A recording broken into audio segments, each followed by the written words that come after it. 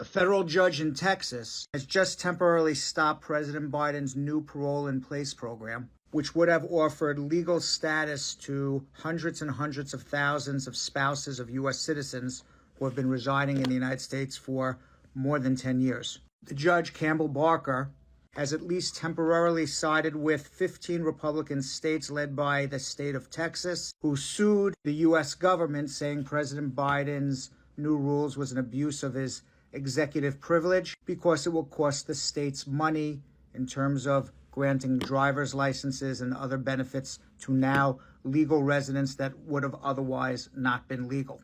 Of course, they forget all the taxes they're going to collect from these legal residents, or keeping traditional families together as a staple of Republican politics. Nevertheless, the Immigration Service is still accepting these applications. They can't approve them yet. It's only a temporary ban.